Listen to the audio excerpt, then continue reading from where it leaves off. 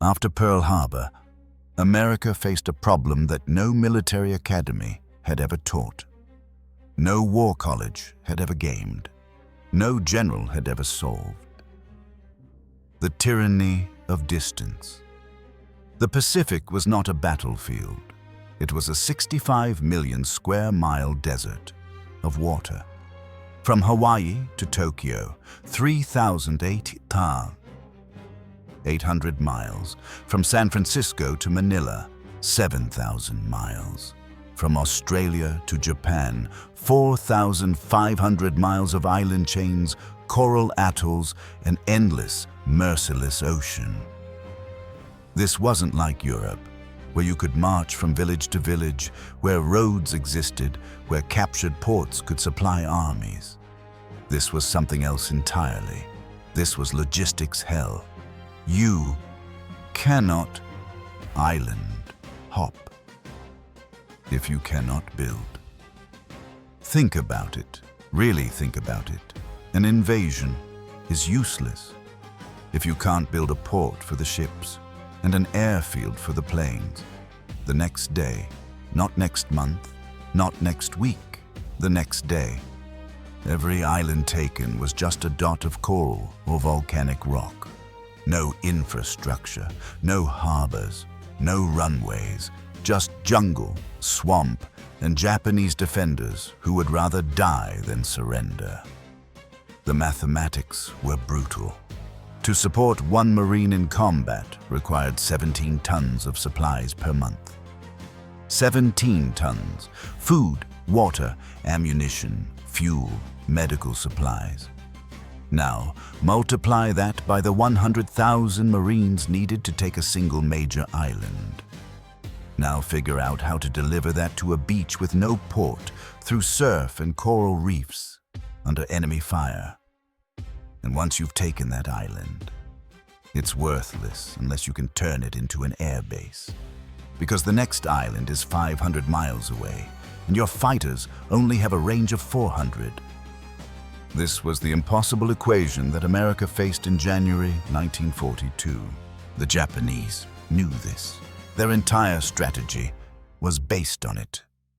They had studied the tyranny of distance for decades.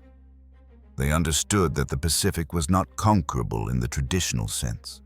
So they developed a doctrine that would turn geography itself into a weapon. They called it the absolute national defense sphere. But what it really was a bet. A bet that distance plus fortification plus Bushido would equal American defeat. They turned islands like Tarawa, Peleliu, and Iwo Jima into something new in the history of warfare. Not just fortresses. Fortresses that were organisms. Living, breathing kill zones that grew stronger over time.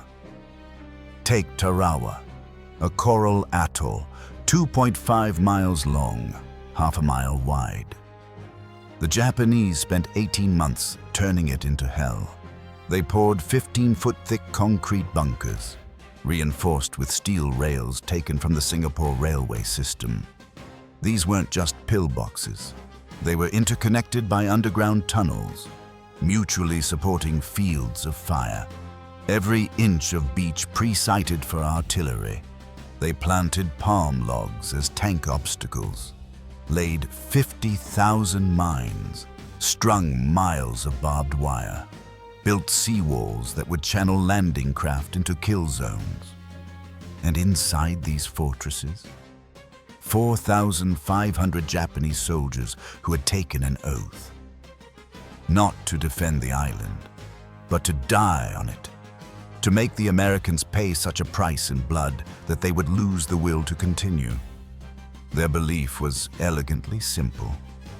A combination of Bushido, the warrior spirit that welcomed death, and 15-foot-thick concrete bunkers would make the cost of every single mile so horrific that the soft Americans would do the math and quit. One Japanese officer's diary, captured on Saipan, laid it out. The Americans are merchants and factory workers, playing at being soldiers. They worship life, We worship death. When they calculate the casualties required to take our unsinkable aircraft carriers, they will negotiate peace. They were betting that America could not pay the price in blood. They were betting that American mothers would not sacrifice 1 million sons to plant a flag on Mount Fuji. It was a good bet. It might have worked.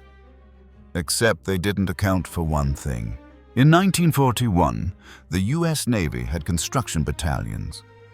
They were civilians in uniform. That's important to understand. They were civilians wearing uniforms. They were not soldiers. They could not fight. By regulation, they could not even carry weapons. These men built things the old way, the peacetime way, with surveys and blueprints and environmental impact studies. They built carefully, methodically, slowly. They could build a beautiful harbor, given 6 months, and no one shooting at them. The U.S. Army Corps of Engineers was brilliant. They had built the Panama Canal, the Hoover Dam. They were artists of concrete and steel. But they too were slow. A Corps of Engineers runway took months of preparation, site surveys, soil samples, drainage studies, grade calculations. They built things to last a century. In Europe, this has worked. You could take your time. The front moved slowly. You were building in French fields or Italian valleys where people had been building for millennia. But the Pacific? You were building on coral, on volcanic ash, in jungles where it rained 400 inches a year, under Japanese artillery fire, with Japanese infiltrators cutting throats at night. The Wake Island disaster proved the point.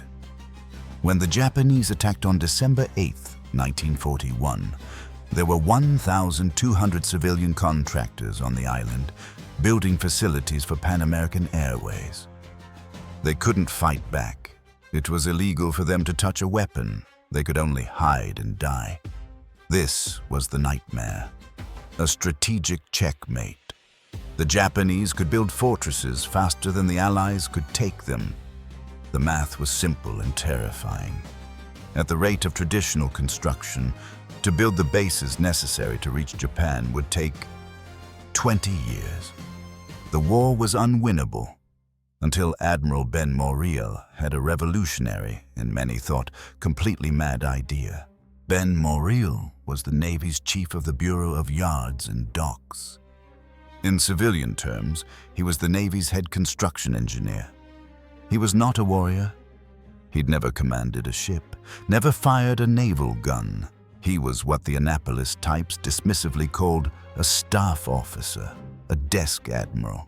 But Moreell saw something the warriors missed. He saw that the Pacific War would not be won by battleships or carriers or even Marines.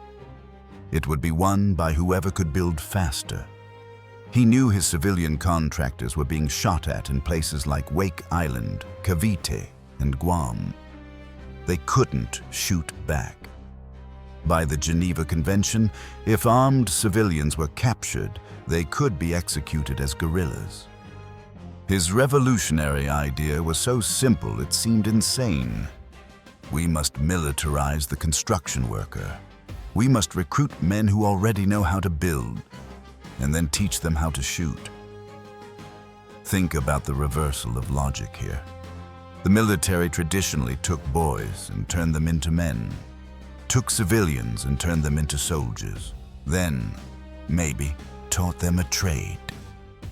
Moreell wanted to do the opposite. Take men who already had trades, master carpenters, electricians, equipment operators, and turn them into soldiers. The Navy brass thought he was crazy. Construction workers? Fighting. They're union men. They take coffee breaks. They won't follow orders. The Marines were especially dismissive. You want to give rifles to bulldozer drivers? They'll shoot themselves, or us. But Moreell persisted, and he had one argument that shut everyone up. Gentlemen, How long does it take to train an 18-year-old boy to operate a 20-ton crane? 2 years. 3. How long to teach him to read blueprints? To pour concrete that won't crack? To wire a generator station? But how long to teach a 40-year-old crane operator to shoot a rifle? 6 weeks. The Seabees recruiting posters were different from every other military recruitment of World War II. The Marines wanted young lions. The Army wanted fresh-faced boys to mold. The Navy wanted clean-cut sailors. The Seabees wanted men with dirt under their fingernails. Their posters literally said, "Experience required." They wanted 40-year-old men with bad backs and rough hands. They recruited from the oil fields of Texas, the steel mills of Pittsburgh, the mines of Colorado, the logging camps of Oregon. They wanted crane operators who could put a 50-ton beam exactly where it needed to go, first try in a hurricane. They wanted electricians who could wire a field hospital by feel in total darkness. They wanted plumbers who could make clean water appear in the middle of a malaria swamp. They wanted mechanics who could make a bulldozer run on coconut oil when the diesel ran out. The average age of a Marine in the Pacific was 19. The average age of a Seabee was 37. They were nicknamed the Old Man's Brigade. One unit's average age was 42. They had men in their 60s. One Seabee, C.L. Shorty Campbell, was 52 years old and had been building things since the Alaska Gold Rush. The young Marines mocked them, called them granddads, said they'd need walking canes instead of rifles. One Seabee responded, "Sonny, I was pouring concrete when you were pouring milk on your cereal. And I'll be pouring your airstrip while you're still trying to figure out which end of the rifle the bullet comes out of." Construction Battalion, CB. Someone, history doesn't record who, noticed it sounded like Seabee. The name stuck instantly, but they needed more than a name. They needed an identity that separated them from both the regular Navy and the Marines. Their motto wasn't the Marines' Semper Fidelis, always faithful. It wasn't the Navy's Don't give up the ship. It was 3 words that captured everything: can do. But the full motto, the one they lived by, was longer: Construimus, Batuimus. We build, we fight. Because that was the revolutionary concept. These weren't soldiers who could build. These weren't builders who could soldier. They were something new. They would build with a rifle on their shoulder and a bulldozer under enemy fire. The Pentagon designated them as Naval Construction Battalions. Each battalion would have 1,100 men and 32 officers. They would be organized like combat units, but equipped like construction companies. The equipment list for a single battalion was staggering: 35 bulldozers, 24 trucks, 15 tractors, 10 road graders, 8 cranes, 6 mixers, 4 rock crushers, plus 150 other pieces of equipment.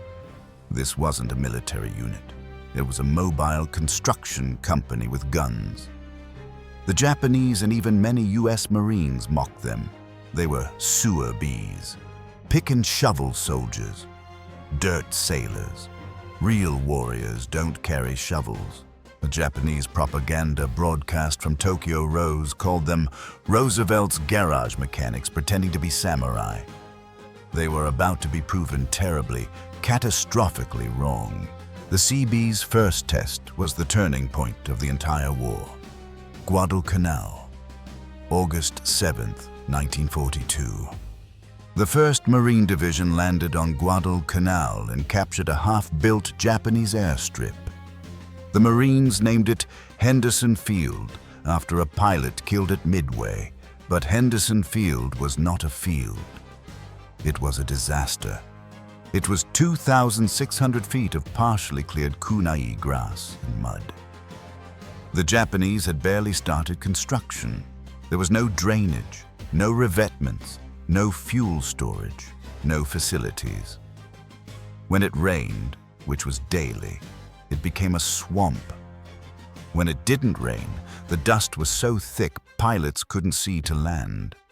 The Marines could hold the perimeter, but they couldn't make the airfield work. Planes that landed sank into the mud.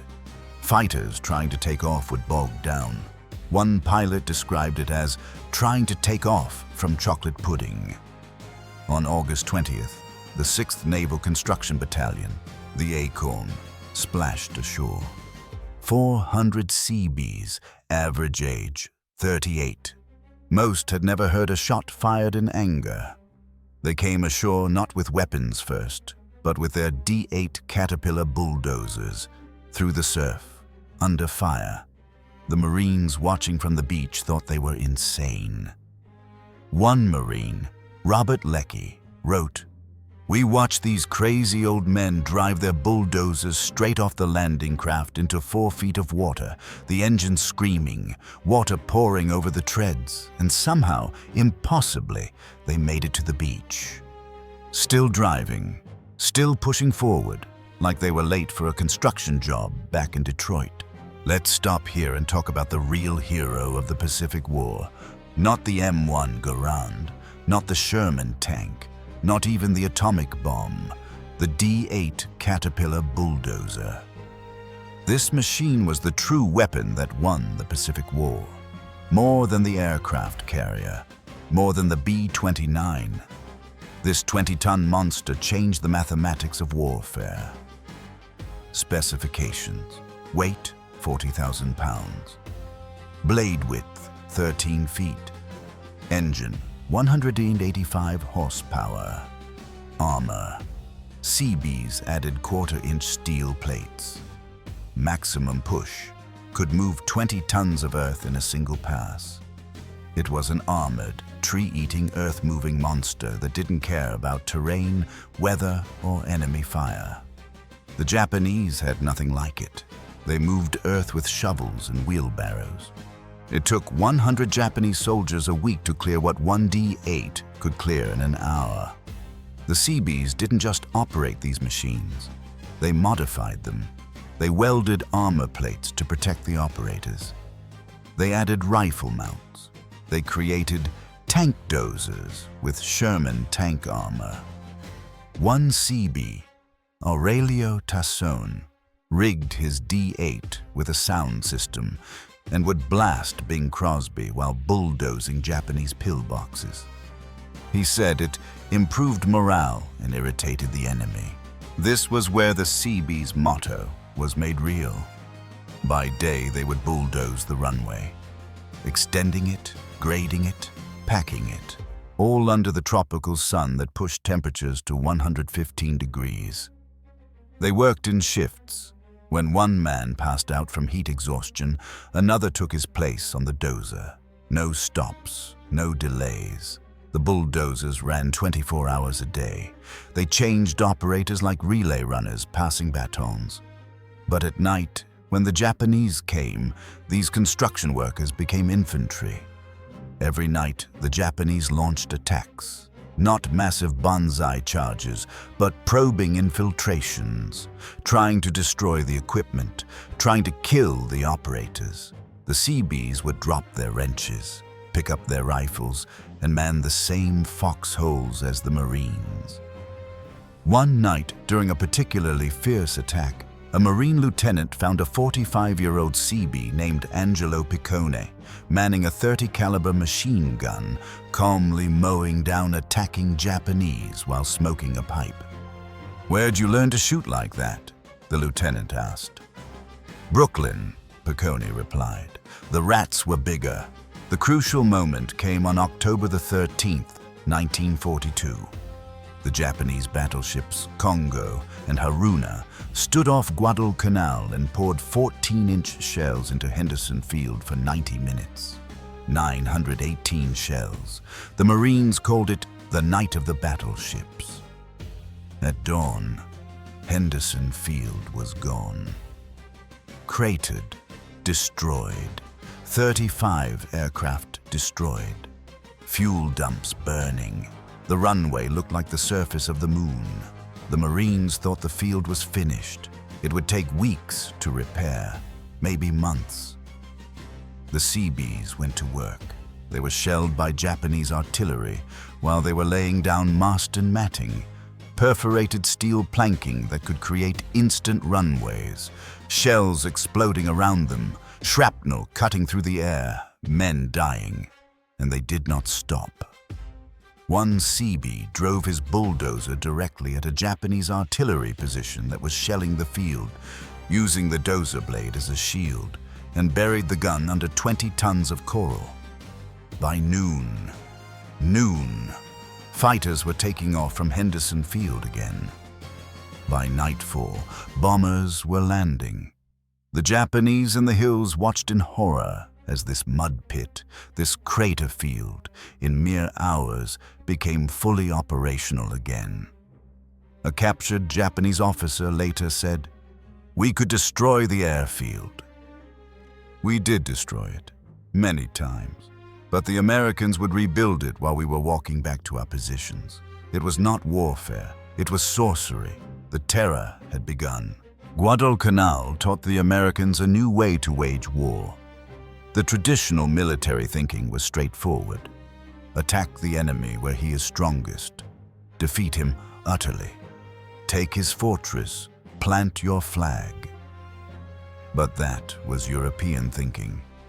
In the Pacific, that meant attacking places like Rabaul, the Japanese Gibraltar of the Pacific. 100,000 troops, 367 anti-aircraft guns, 5 airfields, the most heavily defended port in the Southern Hemisphere. The Joint Chiefs estimated it would take 6 divisions and 50,000 casualties to capture Rabaul. MacArthur and Nimitz had a different idea, a revolutionary idea that could only work if you could build faster than the enemy could react. Why take Rabaul? Let's bypass it and build our own Rabaul right next door. Let them wither on the vine. The strategy was elegant, brutal, and utterly dependent on the Seabees. Jump past the Japanese strongholds, land on an undefended or lightly defended island nearby. Build an airfield overnight. Use that airfield to bomb the bypassed Japanese base into irrelevance. Move on to the next island. Turn the Japanese fortresses into prisons. Their greatest strength, their willingness to die rather than surrender, became their greatest weakness. They would sit in their concrete bunkers, slowly starving, while the war passed them by. But for this to work, the Americans needed instant airfields, not in months, not in weeks, in days, in hours. They needed the Seabees to work miracles. This is where our title comes from. This is the heart of the terror that broke Japanese morale. Let me paint you the picture. Island after island. The same nightmare scenario for Japanese commanders. Bougainville. November 1st, 1943. The Japanese had 40,000 troops on Bougainville, dug in, fortified, ready. But the Americans didn't land where the Japanese were strong. They landed at Cape Torokina, a swampy, malaria-infested hellhole that the Japanese had written off as worthless. 14,000 Marines landed, and with them, on D-Day, in the first wave, came the 25th, 53rd, and 71st Naval Construction Battalions. Their D-8 bulldozers splashed through the surf, still under fire from Japanese mortars, and immediately went to work. The Japanese commander on Bougainville, General Hyakutake, received reports of the landing. He was not concerned. His intelligence officers told him, "The Americans have landed in a swamp. It will take them months to build anything in that terrain. We have time to organize our counterattack." And then, this happened. Day 1, dawn. The sound of 1,000 bulldozers began. The Seabees were not clearing the jungle. They were obliterating it. They were shoving it out of existence. Trees 10 feet thick, hardwood that had stood for centuries, pushed aside like weeds. They didn't cut trees. That took too long. They pushed them. Whole forests shoved into piles 30 feet high. Then they burned them. The smoke could be seen 50 miles away. They worked 24-hour shifts under massive portable floodlights powered by generators they'd brought with them.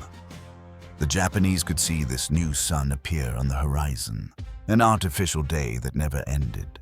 They didn't survey, they eyeballed it. "Looks flat enough," became their motto. One Seabee later explained, "We didn't have time for perfection. We needed 5,000 feet of flattish ground. If it was a little bumpy, well, that's what shock absorbers are for." They scraped the jungle down to the coral. When they hit swamp, they didn't drain it. That took too long. They filled it. Hundreds of dump trucks running continuously, filling the swamp with coral crushed on site. The rock crusher ran so hard it caught fire. They poured ocean water on it and kept crushing. They laid 5,000 feet of mast and matting in a single day. A mile of steel runway. To understand the speed, a single section of mast and mat weighed 65 pounds. They laid 60,000 sections. That's 4 million pounds of steel, carried by hand, locked together in 24 hours under sporadic mortar fire. Day 2. The runway was extended to 6,000 feet. Revetments were bulldozed. Fuel dumps were excavated. A control tower was built, not planned, not designed, just built. From palm trees and salvaged Japanese materials, 48 hours after the landing. General Hyakutake was in his bunker, planning his counterattack, when his aide ran in, screaming, "The Americans! They're bombing Rabaul." "Impossible. They have no bases within range." "Sir, come outside. Listen." He ran outside and heard the impossible.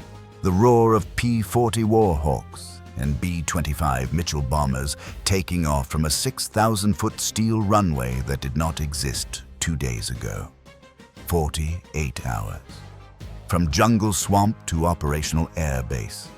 The same scene repeated across the Pacific. Los Negros. The Seabees built a fighter strip in 8 hours. 8 hours. Tinian. A 4,500-foot runway in 13 hours. Ieshima, a 7,000-foot runway in 16 hours. One Japanese officer's diary, captured on Saipan, contained this entry. "The Americans are not fighting a war. They are building a road across the Pacific. And we cannot stop them. We can only watch as they come closer. Each island they take becomes an unsinkable aircraft carrier in hours. How can we fight an enemy who builds faster than we can destroy?" This was the terror. It was not military, it was industrial. It was psychological. The Japanese had built their entire strategy on the assumption that each island would take months to develop.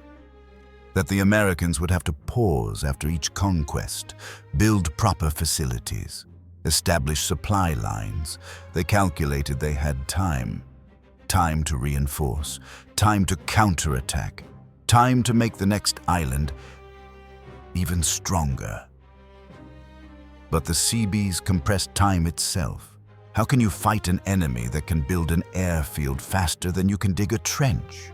How do you defend against an enemy that brings its factories with it? A Japanese naval officer, Commander Yoshida, wrote after the war, "We were prepared for the Americans to be brave. We were prepared for them to have superior numbers and equipment. We were not prepared for them to be magicians, to make airfields appear overnight, to turn any piece of coral into a base. It broke our spirit more than any bomb." The Seabees had figured out something revolutionary. In modern war, construction speed was more powerful than firepower. You didn't need to destroy the enemy. You just needed to build faster than he could react. By the time he figured out what you were doing, you were already doing it somewhere else. The Marines might take the island, armed, but the Seabees made it matter. All of this culminated in the Seabees masterpiece. Tinian, July 1944. Tinian was a small island in the Marianas. 12 miles long, 6 miles wide, flat as a table. The Japanese called it perfect for agriculture. The Seabees called it perfect for B-29s. After the Marines secured the island, 110,000 Seabees descended on Tinian. This wasn't a battalion or a regiment. This was an army of construction. They were given the largest task in military construction history. Build the largest airfield in the world. Not an airfield, a city, an industrial complex dedicated to a single purpose, delivering death to Japan. The Seabees did not just build runways, they transformed an entire island. They paved Tinian, literally paved it. They built 6 parallel runways, each 8,500 feet long. That's 10 miles of runway, wide enough for the massive B-29 superfortress, strong enough to handle a 140,000-pound aircraft loaded with bombs. They crushed 2 million cubic yards of coral. They laid 900,000 square yards of asphalt. They built hard stands for 265 B-29s, each hard stand the size of a football field. They built a city for 50,000 men. Barracks, mess halls, hospitals, theaters. They built 11 miles of main highways, 6 miles of secondary roads. They installed 125 miles of water pipe. They strung 900 miles of electrical wire. They built the world's largest fuel depot, 16 massive tanks, 4 million gallons of aviation fuel. They did it in 4 months. One B-29 pilot said, "We flew 14 hours from the States expecting to find some rough island base. What we found was LaGuardia Airport in the middle of the Pacific. It was from Tinian's runway able that history pivoted." August 6, 1945. 2:45 a.m. A B-29 named Enola Gay rolled down the runway the Seabees had built. In its belly was Little Boy. That runway, built by men with bulldozers and determination, ended the war. August 9th, 1945. Another B-29 Boxcar took off from the same Seabee-built runway with Fat Man. The Japanese were right to be terrified. The 48-hour runway was not just a feat of construction, it was a new form of warfare. The ability to project power not through conquest, but through construction, to turn any piece of earth into a base, any coral atoll into an airport, any jungle into a highway. The Bushido spirit was defeated by the can-do spirit. The Japanese had bet their empire on their warrior's soul, on their willingness to die, on their concrete fortresses and the tyranny of distance. And they were crushed by old men on bulldozers who simply built the road to Tokyo. 325,000 Seabees served in World War II. They built 111 major airstrips, 441 piers, 2,558 ammunition magazines, 700 square blocks of warehouses, 700,000 miles of highway, housing for 1.5 million men. They suffered 8,000 casualties. 200 were killed in combat. But here's the telling statistic. 500 died in construction accidents. They were 3 times more likely to be killed by their own bulldozers than by the enemy, because they never stopped, not for weather, not for enemy fire, not for anything. Admiral William Bull Halsey said it best. The Seabees built the ring around Japan. They bulldozed the road to victory. When we reached Tokyo Bay, it wasn't because we'd conquered the Japanese. It was because the Seabees had built us a highway across the Pacific. The war in the Pacific was not won by the atomic bomb. It was not won by the Marines. It was not won by the Navy's carriers or the Army Air Force's B-29s. It was won by middle-aged men with bad backs and calloused hands who looked at the impossible and said two words: can do. The next time you see a documentary about the Pacific War, about the great battles and the famous generals, remember this: behind every Marine who hit a beach was a Seabee who built the base that launched him. Behind every fighter that swept the skies was a Seabee who built the runway it flew from. Behind every bomb that fell on Tokyo was a Seabee who crushed the coral and laid the steel and poured the concrete that made it possible. The Japanese gambled everything on the belief that Americans were soft, that they were merchants and factory workers playing at war, that they lacked the warrior spirit. They were right about one thing: Americans were factory workers, and those factory workers brought their factories with them, on bulldozers, at 30 miles an hour, straight through the jungle, all the way to Tokyo. Can do.